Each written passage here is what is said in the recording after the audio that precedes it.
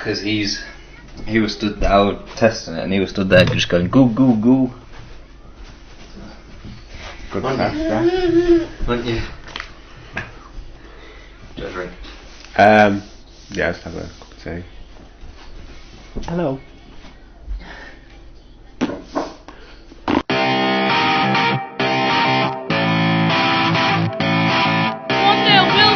Football. Boom. Forward.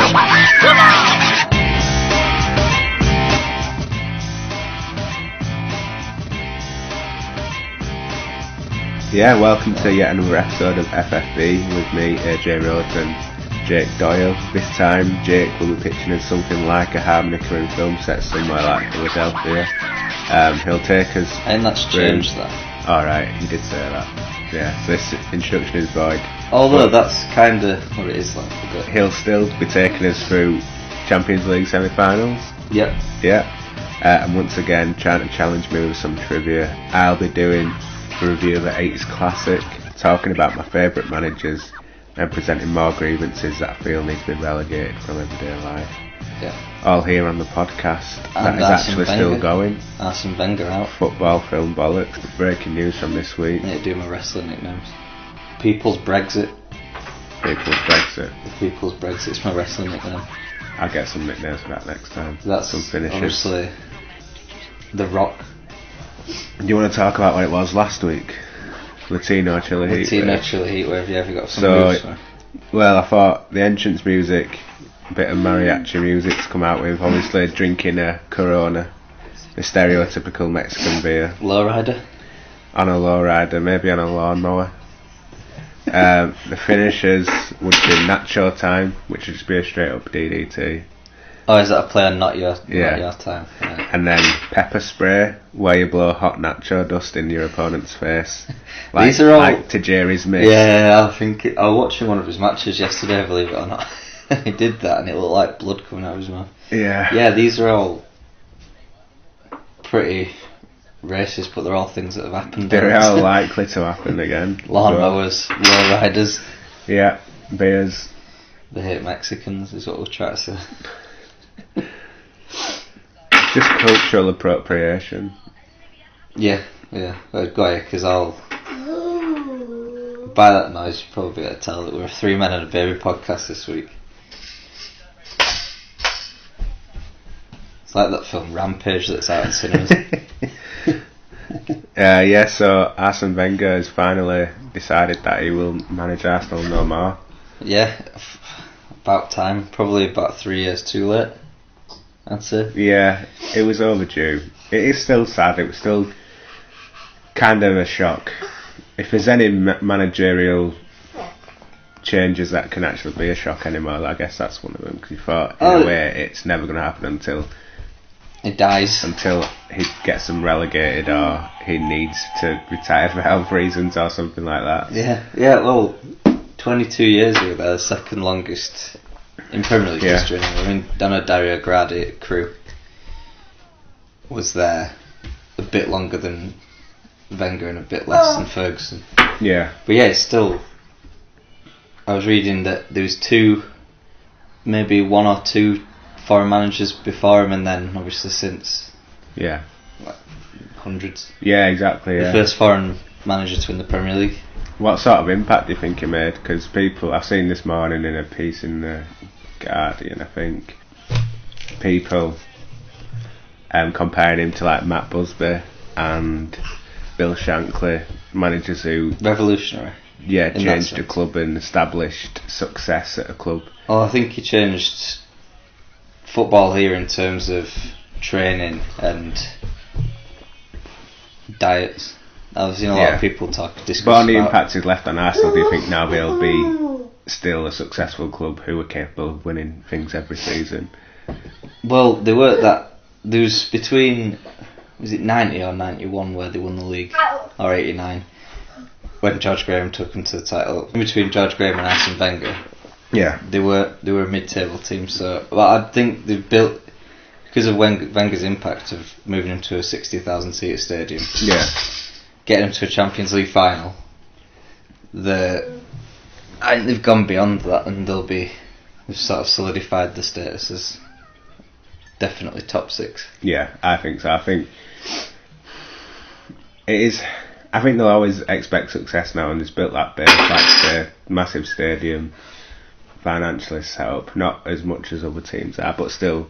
Well, no, they've never done it off sugar daddies. No, they've still built a prestige that attracts some good players. So I think as long as they get a good manager next, which I can't see why they wouldn't. It's just what you would expect. I feel like Arsenal fans now expect success straight away, whether they get in. They're going to be expecting to be back up there, challenging for everything, but I don't think it'll be as straightforward as that. But they can't then slag off Arsene Wenger and then expect them to win the treble next season, can they? You'll get... I mean, I always think of Arsenal Fan TV, which is unfair on most Arsenal fans. They don't really represent it. But a lot of them will be thinking, we'll get Tommy Tuchel, is it, or however you pronounce his name.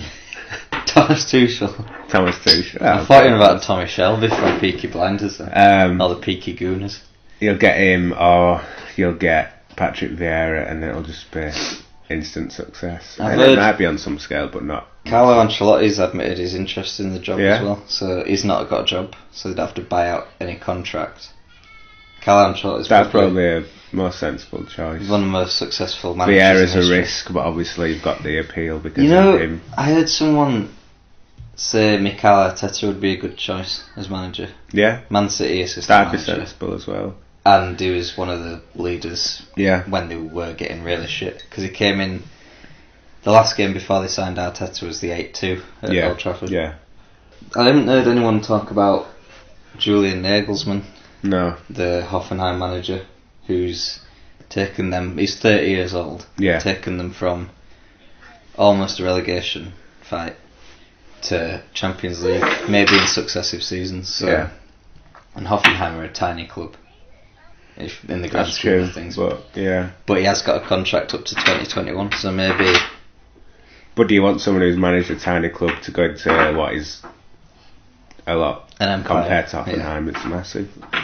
So if you, as an Arsenal fan, what I would like, Ancelotti, because I don't think Vieira is the danger of Arsenal becoming Man United. Vieira as a number 2 would be good. Yeah. Vieira, like when Giggs was number 2. Yeah. But would Vieira leave where? What is the LA United or something? It's some American team. It'll be. We're getting good money. It'll be New York City. With a not. That's it. New York. A lot of money. No pressure really for him to win. No. Loads. It's. But it's a club that he loves. So. It is Arsenal, and it is Patrick Vieira. Yeah, Ancelotti would be good. Brendan Rodgers says. Do you know what he said? Is this Arsenal would definitely want me giving my credentials or something along those lines. Is that deluded Brendan Rodgers or Brendan Rodgers in real life? Celtic legend. Is that the actual man himself or the Twitter account? No, that's what he said. Fuck off. What credentials? I don't know. I reckon I could manage Celtic to Scottish Premier League with Celtic. Like it's maybe not this season, but the past 2 seasons he's been sort of not really challenged because Rangers were in a shout for. No, he's got fucking nothing. What's he done? Almost won a league title with Liverpool. But his style of play, possibly. You can't expect to have the same. I don't think they want to carry on in the same style because that's what we're ultimately losing them games. So who's your successor? Is it Patrick Vieira? I'd probably say Ancelotti. Yeah. I wouldn't have said that, but now you've mentioned Ancelotti, I'm thinking, because he does play attacking football, but he's got. Is he too similar to Wenger? I don't think so. He's got the nous to build strong teams as well. Even when his Chelsea teams are winning 6-7-0, he had a still strong. Whereas Arsenal's definitely just. I think I'll just put Monreal at centre back. Ancelotti won't be doing that. If Chelsea were so trigger happy, they could have been a really, really good team under Ancelotti. But, So who's your next Arsenal manager? I would like Nagelsmann, but probably Ancelotti or Thomas Tuchel. Yeah, it depends. Tuchel's a strong candidate. His favourite to go to PSG. Tuchel. Yeah, I think that all depends on whether. Well, where's Thingy going from PSG? I think he's Emery gone. I think he's all but gone. So he could be Arsenal manager. Yeah, he could be Arsenal manager, but I don't know. I just don't see that. But I yeah, don't see managers we're saying Ancelotti or Tuchel then. It depends if Conte goes to PSG. Because if Conte goes to PSG, then that allows. Yeah, a bit of a knock-on effect. There are people saying Simeone as well, but I can't. A lot of people have been saying Simeone. That would be good for Arsenal, I think. I think it'd be a likely. big change that's probably needed, but imagine if they announced it in between the Atletico matches that Simeone was coming. That would be pretty fucking big. Yeah, true. Yeah. Semi-final Europa League. Yeah.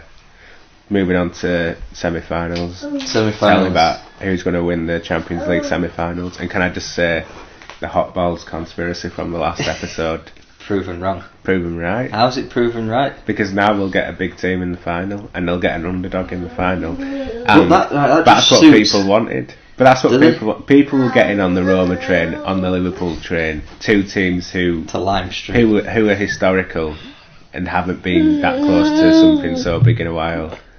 True. Thanks to the seahorse head. Seahorses in the podcast. Turtles in the podcast. That were a good idea. Yeah, but I think, wouldn't it be better to have two teams, Real Madrid and Bayern Munich? No, because we've had that the last few years.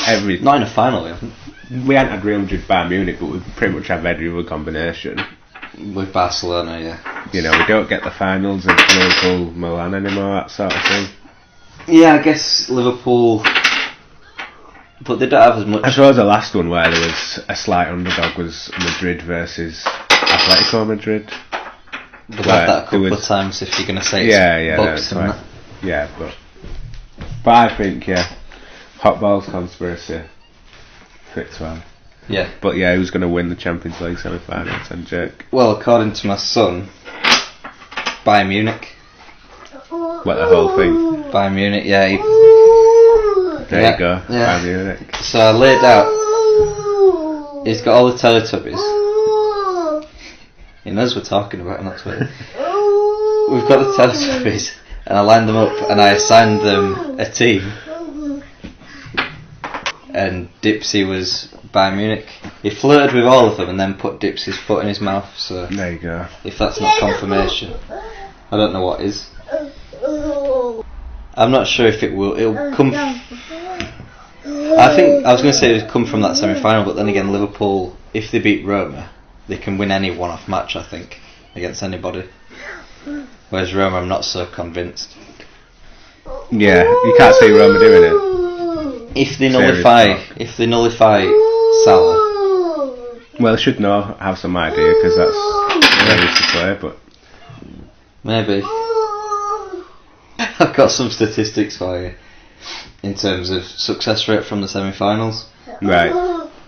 So Liverpool have got to 9 semi-finals. Yeah. They've made the final 7 times. Boom. Pretty strong, man. Real Madrid have played in 28 semi-finals and they've made the final 15 times. Right. And in those 15 times they've won 12 titles. And Roma, the only semi-final they've got to the final when they lost to Liverpool in the 84 final with Bruce Grobbelaar's spaghetti legs. Yeah. And Bayern Munich have got to 10 out of 18 finals from the semi-finals, so, and won 5. So if it's a Bayern Munich Liverpool final, they're both on 5 Champions League. The winner gets 6 and more, because they've got 3 UEFA Cups as well each. So they'll be on for most European honours. The Liverpool one doesn't surprise me because it seems like they're just building momentum throughout these tournaments, and then they get to a state where you just feel like we're not going to lose. But we're playing Anfield first, aren't we? First leg Anfield. That's the only thing, because we've... Which surely makes me remember of when Reece scored the own goal in the second leg away from home. Yeah. Against Chelsea. No, well, that were at home, wasn't it? Was it? Yeah, in the 90th minute, and then they went to Chelsea and... Did they draw 4-4? And then... No, they couldn't have drawn 4-4. But either way, they lost. Yeah, but I just feel like Liverpool will see it through. I think Liverpool really. But then again, we all thought Barcelona Roma was dead and buried when it was 4-1 to Barca after the first leg, and Roma won 3-0. So we did. As long as Roma can get a goal, they'll be in it. As I think when it's any Champions League game, if they can get a goal, they're in it. Yeah, exactly. That's what I need to do. Yeah, Panini stickers. Let's do some Panini stickers. Stickers. I'll give you 1 packet. obviously the Panini World Cup book is out. Yeah. And I thought, I've got 3 packs here, so we'll do a 5-a-side team. Right. Yeah. This will be good when we get like 7 goalkeepers. This is the reverse problem, I think. I've got a 3rd packet as standby. My best player I've got so far is probably Manuel Neuer. I've got the whole team of Belgium. That doesn't count.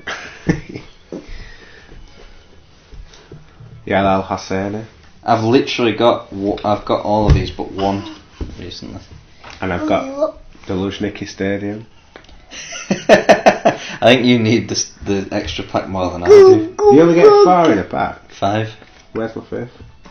It's behind that other one that's on your lap, isn't it? Right. Don't tell you I've got. Go on. Well, I'm following these in the World Cup, so I'll follow this guy as well, Saudi Arabia. Right. Salam Al-Dassari. Really? What position does he play?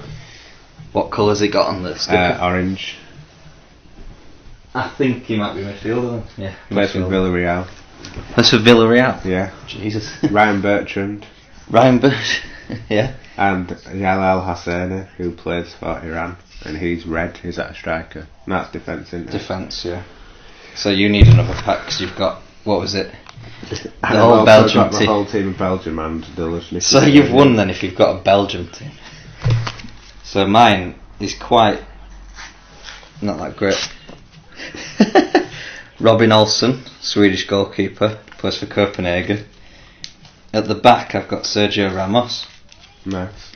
And then I'm playing like a false number 9 because I've got Renato Augusto, plays in China, plays for Brazil as well. Yao Mario and Albin Ekdal for Sweden. So nice. No goalkeeper.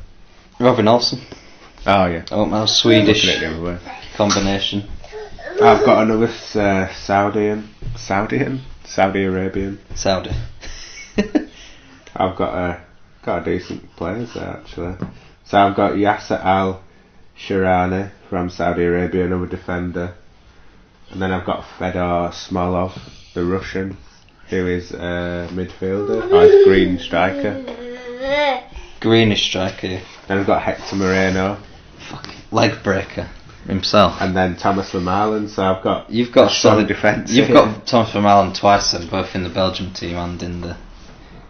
Yeah, I think you'd take me, but I've got Ramos in defence.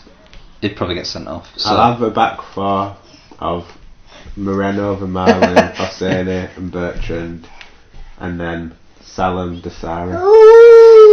And I have no strikers, so this has gone swimming. And I've got the whole team of Denmark and the whole team of Belgium. So you could have 11 aside.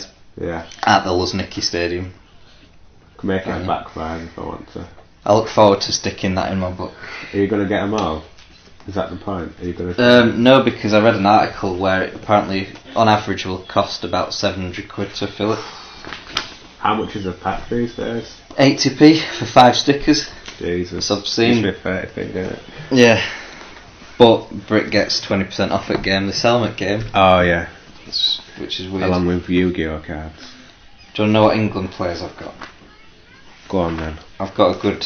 I think I've got more England players than anyone else.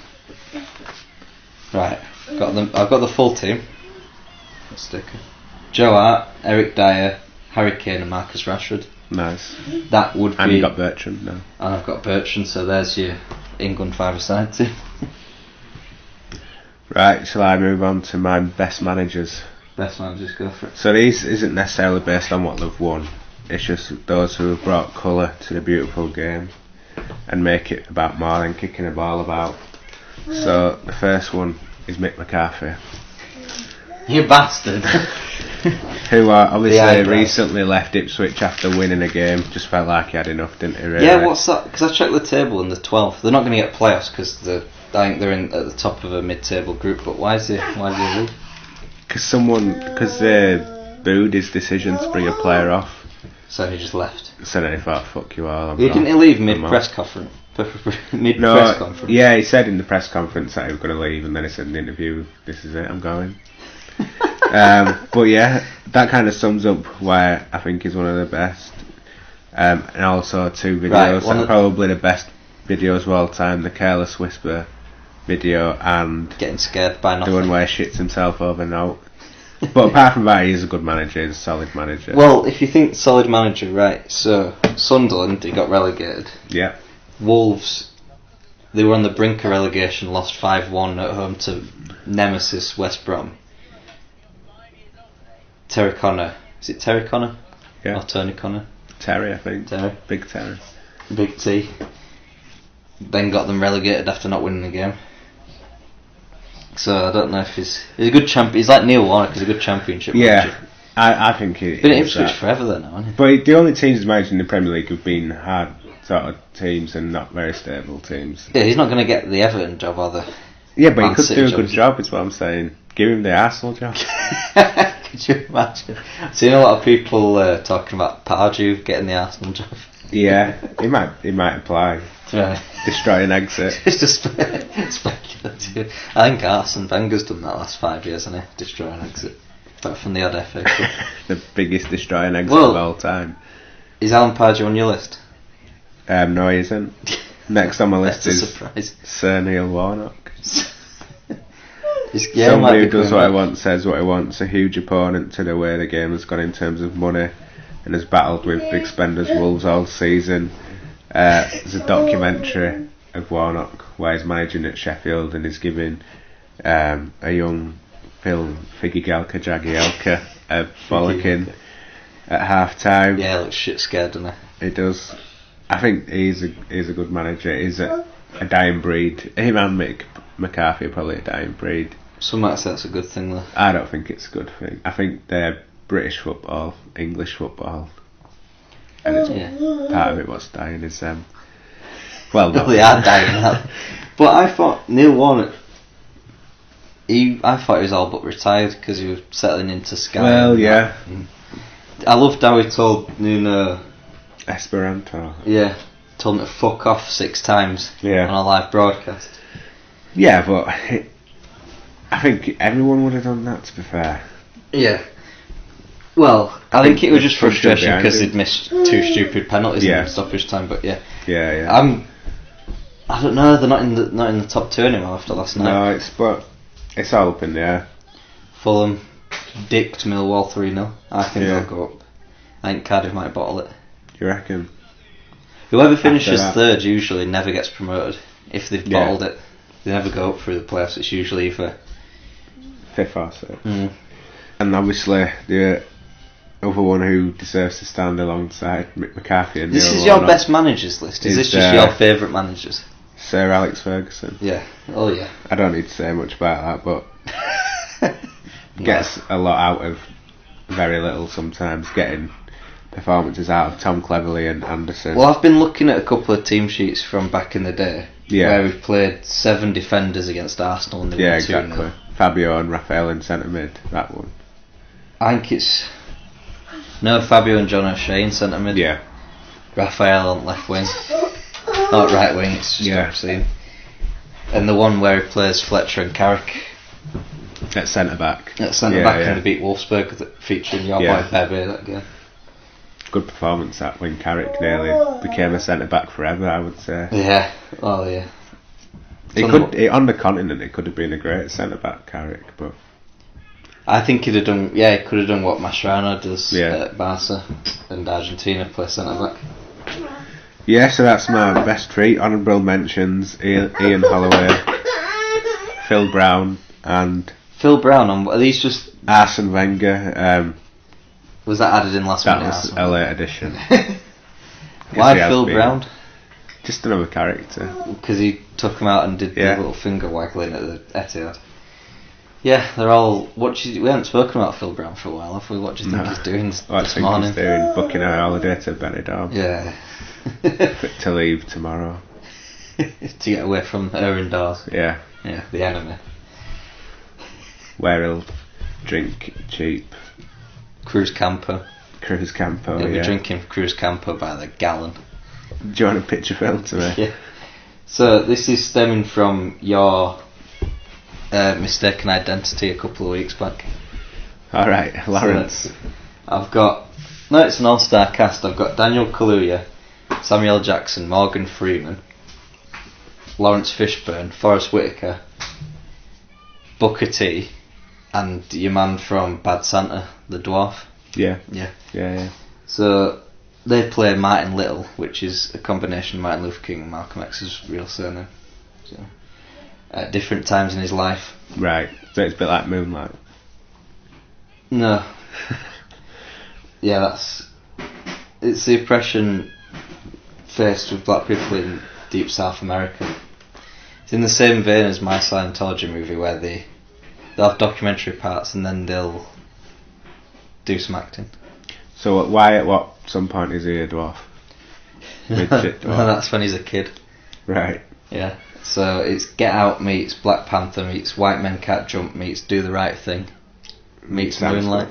Is every section a different genre? No, it's one continual flow. Different actors, it could be like different genres. It's a potted history of racism in America, is what I'm trying to get at. So it's not a comedy? No, it's guess who it's directed by? Spike Lee. Yeah. Guess who is writing it? Spike Lee. No, Jordan Peele. Jordan Peele, yeah. Do you think that film's going to be very Kafkaesque? I think it's going to be very Oscar bait. Very Kafkaesque, I feel like that could happen. Jordan Peele and Spike Lee working together, not that film, but... No, they are working together, Yeah, I think so, yeah. Maybe not Booker T and the dwarf from Bad Santa. Booker T's a good actor, I've seen it. Go on, what's your film review this week? What's your favourite Rocky film? 4. Bang on, Rocky 4 is the review of the week. Well, not the best, but it's my favourite. The way I see it, if you think Rocky is about being cheesy in the 80s, Rocky 4 is the best. But obviously Rocky started out as a genuine Oscar-worthy drama about a guy who just wanted to... He was just like down and out and got a chance at winning the best thing in the world. But then it became a cheesy film franchise. But 2 and 3. It is... I love the Rocky franchise anyway. Luckily for the world, we also got 5 Rocky sequels after that first one, and a spin-off franchise. Rocky 4 epitomises the cheesy side of it all. Got the best opponent in Ivan Drago, the best training montage when he's running up the snowy mountains, and the best music for me. I obviously got the backdrop of the Cold War and US-Russian relations at the time, so... That's the best thing. Film. That's what makes it for me When was it released? Was it 85? Yeah, it is a great film. Then it sort of makes sense, the Cold War. Like, they couldn't do it now. But I remember watching it as a... You don't get them like this anymore, so... I remember watching it as a kid, and Rocky's entrance was superb. And you just have this... If he dies, he dies. Yeah, exactly, yeah. Apparently we really didn't like each other, Dolph Lundgren and Carl Weathers, that's a shock. They actually started fighting for real at some point. Lundgren threw Weathers across the ring before it was broken up. And on Friday Night with Jonathan Ross, Sylvester Stallone was asked to give each Rocky film a score out of 10. What do you think he gave Rocky 4? I reckon he thinks quite lowly of it. I wouldn't say it's... I reckon he gives all of them 10, doesn't he? 7.5. 7.5? Yeah. What's Rocky 1 then 10? You would think so. I mean, he directed that, didn't he? Yeah, and he got nominated for... Yeah, and people Awards. Just say some goofball, but... I think Rocky 1 is probably the best one, but 4's my favourite. And the second best. Yeah, it's that sort of movie franchise where you know is the best one, but your favourites are like the cheesier ones. Yeah. Well, yeah. They're all great apart from Rocky 5. Because even Rocky Balboa's not bad. Is it? Oh, shit. It's got a great couple of speeches in there. I remember having the Rocky game for the Xbox, where you fight all his opponents. Yeah. Oh, Rocky Legends. That was such a good game. Yeah. I remember Ivan Drago being fucking rock solid. Ed agrees with you. Yeah. I hadn't shown a Rocky 4 yet, but we'll get round to it. One day. He's on the 12.5 months. The World Cup of chocolate bars. Yeah, what have you got this week? I've got a classic from back in the day, another Fry's classic, Bonfire Crunch. What? Don't you remember Bonfire Crunch? So, is it like Bonfire Toffee? Cinder Toffee, yeah. Coated with dark chocolate. Obviously a high tea factor to assist the cavities becoming clear. Yeah. It's do you know what? Have you had a Raisin, whatever they're called? It's like that. What? You never had a Raisin? A reason to do what? It's like hard caramel in dark chocolate, but this is the thinner version.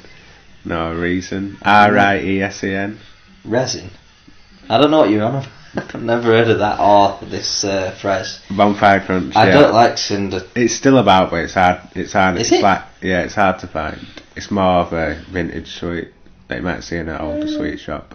Yeah, well. But it's a chocolate bar. Dark chocolate, I think. Dark chocolate around cinder toffee. Tell me that doesn't sound good. Imagine if it were white chocolate. No, I think that sort of thing goes with dark chocolate. Exactly. Do you get an explosion after you finish it? No, you just get Guy Fawkes visiting you in the night. Well, mine is also Fry's. Is it? Yeah, Fry's peppermint cream. Yeah, nice. Fry's is a very underrated chocolate company. Is it? I think I've got that for next time. No, I haven't. We're good. We're good. Yeah, peppermint cream is good. Because if you think about the sort of chocolate that Fry's produce, I remember being 5 years old when selection boxes were massive, and everyone used to get like 5 or 6. Yeah. Well, I did anyway. I don't know. Instead of presents. I remember getting a Fry's one and being proper disappointed, and then going through them all and realising they were the shit. nice. Oh, Turkish Delight. Yeah. There was some orange cream, which was, I don't like orange cream, but that were alright. Fry's peppermint cream for me. It's beautiful. It's beautiful. It is that sort, because it's dark chocolate and it's just like minty shampoo / sperm texture. Yeah, I don't know what you'd call it or how it's made, but who cares? It tastes nice. It's one of those things. Yeah, and that's going to be a hard one, that. It is actually, isn't it? It's like Red Bull Salzburg versus Red Bull Leipzig in the Europa The fries off. The fries off. Can we put them both through? Fries, Bonfire Crunch and peppermint cream. For one thing I would say is you see peppermint cream everywhere. Yeah. You don't see it everywhere. The only place I see it is in chocolate fridge at work. I've never seen it in a shop. Chocolate. But I never look for it. But popping peppermint cream in a chocolate fridge is a crime, because it should be served at room temperature. No, it's nice when it's set. Because it's set. Because you eat it and you don't even have to chew it; it just melts in your mouth, and you just got white stuff dribbling out your mouth. It's like very chocolate bukkake fest. Yeah, all right. Put peppermint cream through if you want. Bonfire Crunch though. Sounds good, doesn't it? Yeah, because I made it up. So playoffs. What? I said I made it up. So you made it up? You better put peppermint cream through. It does sound good though, doesn't it? I'm just making up chocolate bars. Yeah, well, you made up an egg the other week, so. How do I make up an egg? Well, you they tried exist. to put an egg in. They exist. Exist, yeah. Eggs are fruit. They are fruit. I shouldn't have said that, but I was too honest. I can't believe you tried to. Well, anyway, let's move on to. Does anyone want some Blu-rays? Because I'm selling some Blu-rays. Is this an advert halfway through the podcast? I've got Drive, Prometheus, others. Jesus. Gran Torino, The Fly. Good mix. That's a very eclectic mix. Hit me up for an eclectic mix of Blu-rays. Drive and Gran Torino and all that, they go together, but then you've got The Fly in there. Can't beat The Fly. No, The Fly. Do you want to do relegation zone? Yes, let's do relegation zone. So, this is where I mention something that I want to get eradicated from life, basically, that isn't really doing anyone any favours. I've just got the one this week, and it's TV licence. TV licence? Oh. Because it's for BBC. Yeah. Which, I do watch, but I'd also watch it if it had adverts on it. I don't think adverts are that much of a big deal now in the age of streaming and... No. And TV licence just seems like something Because you can Victorian. get round the ad blocker on Channel 4's website. If you just put an ad blocker in. Exactly, but people will still pay to advertise. TV advertising, what? be around forever, but the argument is that it's an institution and it's supposed to be this neutral, but I don't think it is neutral yeah anymore. But you can have adverts. It's not neutral, yeah, I'm going to say. But the adverts don't dictate it, the ownership dictates the sort of agenda, really, don't you think? Well, I'm trying to think of mainly the adverts you get on kids shows. That's the only TV I watch now that isn't streamed. Yeah. Is pretty much. I'm not sure Action Man has any say in Fireman Sam. What? On the adverts? Yeah, exactly. But the ownership does, like Sky being owned by Rupert Murdoch, who has shares and interests in like the Sun and stuff like that. That clearly has some effect on their agenda, but you know, that's about it. Yeah, I think the TV licenses. You don't have to sell the BBC to not have a TV license. Just have advertising space on there and have product placement. I think the only people who find it who will get annoyed by it is just old people who think, well, it's how it is. But we're saving them money. And old people need money more than most people. Still £21. Yeah, it's every now and then. Loads. It's a lot. It's more than Netflix is, and Netflix are making better programs than BBC. So. And they've got a lot more fucking money. Yeah, exactly. They're making the new Clive Warren film coming out next week. So there you go. You putting that into relegation zone then? Yeah, definitely. Do you actually pay a TV licence? Yeah. What are you trying to say? Some people don't. Well, I'm trying to not do it, but well, I didn't want to, but I wouldn't advertise that. But you know when they ask you on the iPlayer, have you got a TV licence? You can just lie. They don't fill a form. You don't have to put a registration number in anything. No. So that's really.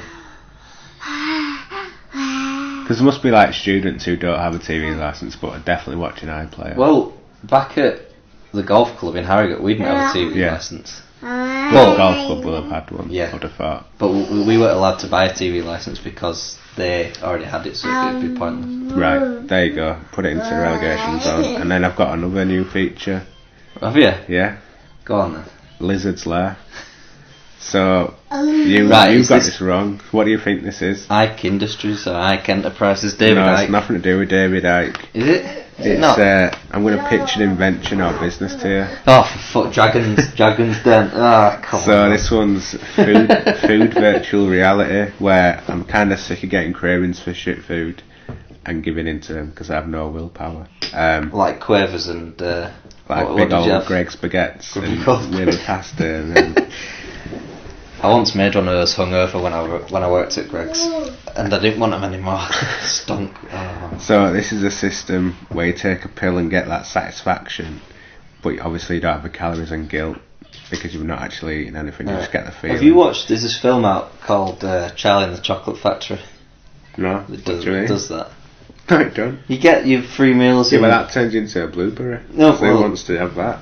Give Willy Wonka a chance to, It's only in its beta stage. You've got to say this is a good idea. It is.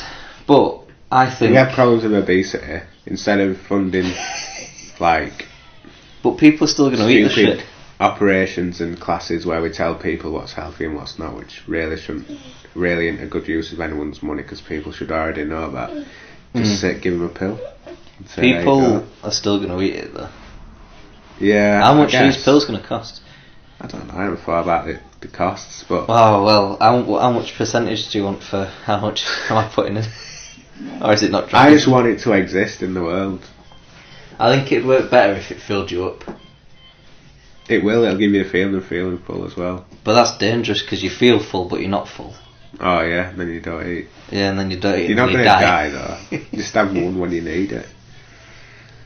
It's like I were hungry after my It's like a night. nicotine patch, but for shit food basically. You're still getting that rush.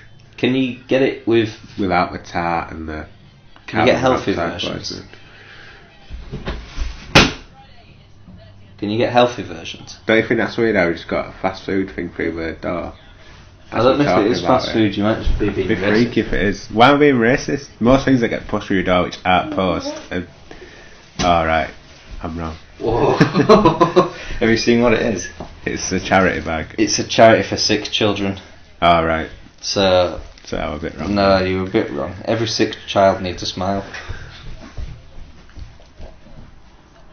Yeah. Oh, yeah. I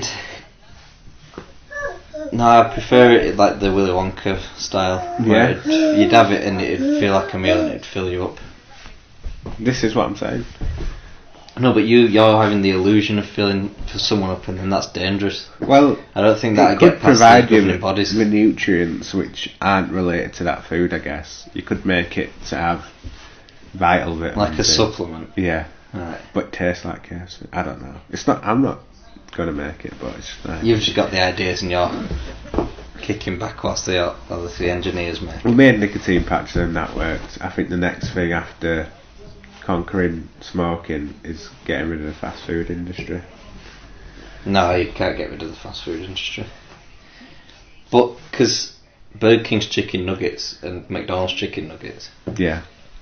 so you'd have like What's your point? McDonald's chicken. Well, they're both shit, aren't they? But McDonald's are better than Burger King. I've never had Burger King nugs. I have in Dublin Airport. They were fucking ones. I don't mind McDonald's ones, to be fair. But this is the thing. There you go. That's why you should have. Yeah, but I won't miss them. No. If we weren't in the world, it wouldn't bother me. This is the whole problem. I'm about to use Ed as a footrest. I wouldn't. So we're not having that. I wouldn't have it. No. Alright. With some tinkering, I think. I don't think we're nearly there with something. I don't think you can give them the illusion of being full, because that could be very dangerous. Or maybe it'll help. I agree. I didn't think people about out. the moral implications. Did you see all the fat people getting wound up about obesity is a cure of cancer? This is getting a cure for cancer. It's a sign of cancer. Because it was like a hangman sort of thing. Right. And yeah. left out the. Yeah. I saw that. Yeah. So. Go on, challenge AJ. Challenge AJ. The pronunciation's right. Tim. Yeah. Our man in the field. These are both. We've got a Cyprus special. A Cyprus special. Doxa Catacopa. Doxa Catacopia. You are tearing me apart, Lisa! That was pretty close, to be fair. Yeah, well, it trailed off in the last couple of syllables. Yeah. And this one also a Cypriot team. So pronounce this. Hermes Aradipu. Hermes Aradipu. Pretty spot on. That was spot on, yeah. Yeah. So we found out Tim's wife's called Lisa. His estranged wife's called Lisa. He's went head to head with her this week. Finally met her for the first time in what seems like months. Yeah. So did it go well, this meeting? No, well, as you can tell, she's tearing him apart. Alright, I see. So another deranged chapter in the life of our interpreter friend Tim. Brexit or EU? EU. Right. Alan Brazil. Brexit. Yeah, you're correct there. Steve Blackman. EU, but he can't vote. He's not a British citizen. Cilla Black. EU. Well, they were all Brexit, so. Come on, Cilla. And I've got a Brexit song. I've got a baby song. Is it a Brexit themed song? Yeah. Is it? No, it's not. It is a TV theme. There's a clue. TV. It's bad as the EastEnders one, which sounded not like Probably. EastEnders. Probably.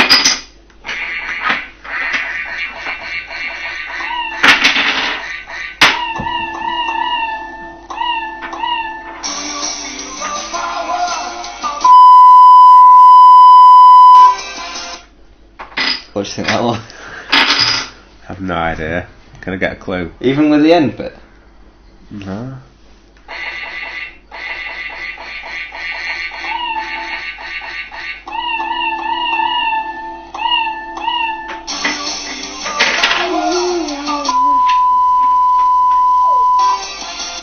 No, I don't recognise that. You don't recognise it? Give us a clue. Oh, is it too much of a clue already? Yeah. Oh man.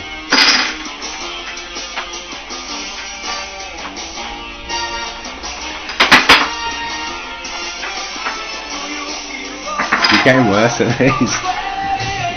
Gladiators. I recognised it when you actually played it, obviously. These are getting weak though. Yeah, They need that something one. again. That's why I added in the actual theme. Right. So yeah, you did alright there. I'd give you 3 out of 6. Okay, I'll take that. Half 50% dish. Yeah, quick dish. Hit us up with some culinary. Right, this is obviously spinning off from your lizard Lair earlier. Alright. Sounds promising. Yeah. The melted crushed bears. Right. You toast some bread. Grill some mozzarella onto that already toasted bread. Yeah. Good start. Sprinkle pom bears onto the molten mozzarella. Good start. Preferably cheese and onion flavour, but Yeah, I'd do that. ready salted if you haven't got them. Salted could work nicely, yeah. And mushrooms? No. No. Fuck your mushrooms. Drizzle a bit of barbecue sauce on finish. Yeah. Slam it together. Is that it? Yeah. Nice and straightforward, I like that, yeah. I actually had that. That sounds good. I yeah. actually had that sans barbecue sauce, obviously, because I'm not a maniac. But You didn't put the barbecue sauce on? no. Why? No. Barbecue sauce with the toasty is good. Yeah, but I think it would have been better if it had Liam Perrins in it. Ooh, Liam Perrins. exotic.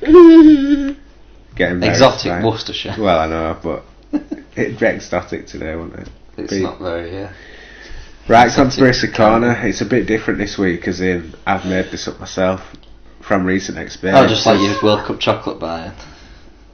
Yeah, pretty much Funny. like that, exactly like that, yeah. So this week I had to go to London for work. Well, I had to go through London to get to Egham, which is in Surrey. If Egham. you didn't know, I didn't, obviously. Did you stop off at Backstabbing Central? I stopped off, it seemed, at every fucking place, right? It is my fault that I chose getting to London at rush hour, but I was also delayed by someone on the train in front. Well, someone throwing themselves in front of the train in front of our train, which Nice. held us up for like an hour and a half. Is it like the end of Hostel? But obviously you can't complain because some poor sodders decided to do that. Yeah. You know, sad times, but it meant I got into rush hour. I got into London at rush hour.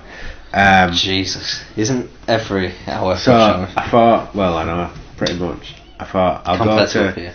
Benito's Hat, which is a good place in King's Cross that does burritos that I've been to before, which is but wasn't as good as last time. The Is this a food review? the people lacked their friendliness that I liked last time. The beer was alright, that was the saving grace. And then I thought, You right, can't really fuck that up. I've got to, it's got Modelo beer, which is like the best beer there is. Is this a burrito based conspiracy?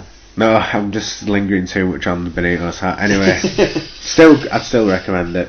So when I was full of rice and chicken and beans, I was on my way through London. So first up, the walk from King's Cross tube entrance to the actual Victoria Line tube is probably about a mile by itself. Like, you're just walking. You think at some point, is this even a train, or am I just going to walk to where I want to be? And then when I got there, and then I had to go to Clapham Junction, which is, you know, like in school when you saw India, and people sitting on top of the trains and stuff and hanging out the side because it was so packed Wasn't like inside. that, It though, was. If people were hanging out. If people could have done that, they would have done it. Well, Because stood on the top it was of just like a weird game show where a train would stop and the doors would open and you'd see people crammed in and then they'd just go away again. So I had to wait there for a train that I could actually get on with my hold all, which wasn't too big, but it it becomes felt massive. like I was putting a piano into a letterbox sort of situation. And then just looking at people's faces, you just think people are doing this every day of their lives. Yeah. And the misery on people's faces, just think, what the is? And then everyone looking at me like I was weird. What, because you looked a bit happy? Probably, yeah, like, who's this guy? He's not one of us. Who's this fresh face? I thought I'd pissed. It looked like I'd pissed myself. Whatever people were looking at me. Yeah. Did you get mugged or unappreciated? I didn't get mugged. I felt like the looks weren't appreciative looks. So, but yeah, it was just a pretty miserable episode, really, in the big smoke. Not this or your London Times? Well, both, yeah. Yeah, but what I want to say about London is the commuters must have superpowers because people just stand on the tube without holding on to anything. I do that. I do that on the train. It's hard though, isn't it? It's not. It's like surfing. And then I feel like people have got the instinct of just knowing it's their stop without listening or counting them or whatever. They just know. Well, right? you know, right. So when you come into Manchester Piccadilly from out way, you can tell you're coming in because but that's different from a tube. A tube is not pitch black, but it's dark. You can't always see the sign outside. I suppose. People just know. It's like crazy. I couldn't do it every day, but I guess you get used to what you're used to. But yeah, the conspiracy is that these people are actually living lizards and working happily and are content living in London. Because on my way back, I was still because I finished the exhibition. I was doing it at like 6, and then I had to come back. And I thought I'll look at people getting off the train, obviously finishing work and getting home, for some sort of glint of happiness in some people's eyes, and it just wasn't there, man. So what's your conspiracy rating for this? My conspiracy is that these people are actually happy. I think it's a complete lie, and I don't get the whole dream of it. The American dream. I couldn't do it. I could barely live and work in Leeds, to be fair. Leeds isn't that bad. Leeds would be a good balance. Manchester would be hectic, but I prefer to work in Manchester. Yeah, London is just, I don't get it. And people who come over here, I want to live and work in London. No, don't do it. Don't do it. It's a lie. You won't be happy. You'll just be poor and not appreciated and on a tube all your life and spend your life walking from tube to tube. But a lot of people live outside of London then commute into London. Yeah, so like still got to do that commute. As far as like these are the Norwich. people that I was looking for a glint in their eyes. And it wasn't there, like, wow, some guy in a Norwich shirt. Well, no, not Norwich, but like I came from Egham, which was I don't know how actual far it was out from central London, but quite far. Yeah. People's accents. Anyway, we'll stop before that. It's like a typical listenership in the big city like London. We've just alienated a lot of our listeners if we have any in London. No, we don't have a single listener. Because podcasts must be popular on the tube. That's all I was doing. Because you don't get a signal down there as well, which is tricky when you're trying to get places that you don't entirely know where you're going. So yeah. No, we don't have a single listener in London. 10. Alright, they're all in Ashburn, Georgia, right? Yeah, they're all in Salt Lake City, Utah. So yeah, that's it. Yeah, it's not very much a conspiracy, but it's definitely true. It is very true. People are just living a lie, is what I think. I just don't get the hype. I'll go in November because we're going on a little trip. Oh yeah? A secret trip or? No, it's their idea. I'll enjoy it. Shared birthday trip. Yeah, I'll enjoy that. Where else are you going? Tube. Camden Lock. Everyone seems to go to Camden. I've been there. Well, we went there last time, so we don't need to go again. We'll just go see a show or some shit. Go to a Fulham game. Yeah, that would be a bad idea actually. It looks like a nice stadium actually. They've got non-segregated fans in England. It's just a shout. Nah. But yeah, I feel depressed even talking about that. I feel depressed listening to you because I've been to London a fair few times. Last time with uni on a minibus. Right. It was fucking depressing. What, visiting like some newspaper or something? We went to the Press Association. Yeah. And it was grim. It was bad. It was right smack bang in the middle of London. So just off from Hyde Park and Buckingham Palace and all that shit that you know outside London. Yeah, all the London stuff. Yeah, no, shit. Yeah, London's overrated for me. It's not because it's not busy, because I like Manchester's fairly busy. I like Manchester. I don't know, maybe I've just not been to the right place in London. Maybe. Seeing as I've just been in central London, it was a very different experience from the last time I went. I imagine I'd like it if I went to either North or West London. Yeah. West side. Should we end it with some trivia? Yeah. Champions League trivia. Go on. This week. I want you to name me the 12 clubs who have appeared in more than 5 European Cup / Champions League semi-finals. More than 5. More than 5. And we are counting the clubs who have finished in the top 4 for the seasons where it was like a dodgy semi-final group stage between 91 and 93.